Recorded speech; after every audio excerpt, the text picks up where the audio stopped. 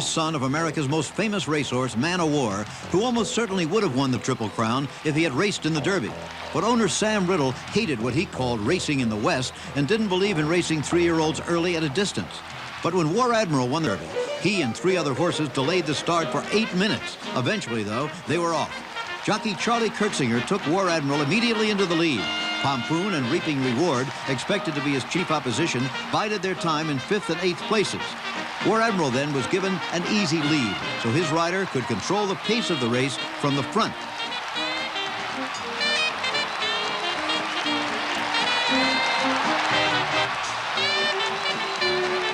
Into the turn, War Admiral continued to lead with plenty in reserve. It was the tactic for Pompoon to make his one great run in the stretch, and so he did.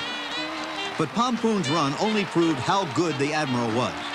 Kurtzinger tapped him just once with the whip, and he seemed almost to be taunting Pompoon as they neared the wire. They would have to try different tactics if they were going to catch this horse.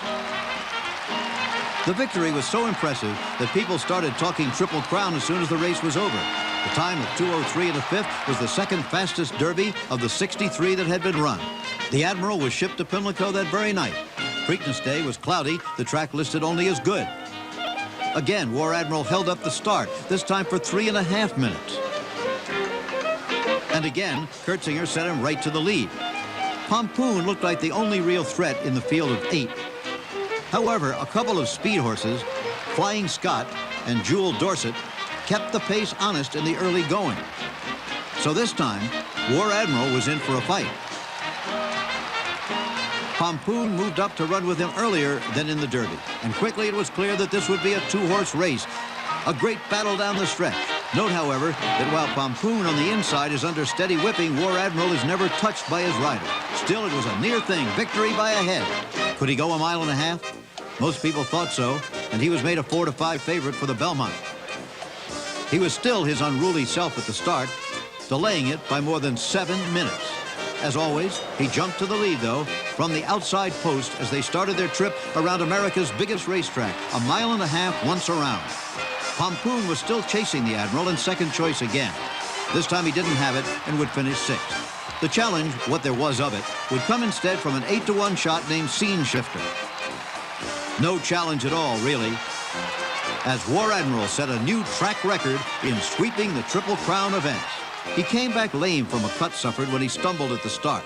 After a rest, he went on to become Horse of the Year. He had done what his daddy promised, but late in that season was matched with Seabiscuit, the pride of the West. It would be 1 3/16, winner take all at Pimlico. After 2 false starts, they were off. Unexpectedly, Seabiscuit, normally a come-from-behind horse, shot to the lead. War Admiral stayed with him, and it soon became evident that this would be a test of stamina and heart.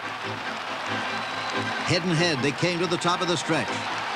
But then there was disbelief as War Admiral, the 1-4 favorite, faded, and Seabiscuit ran to a 4-length victory in track record time.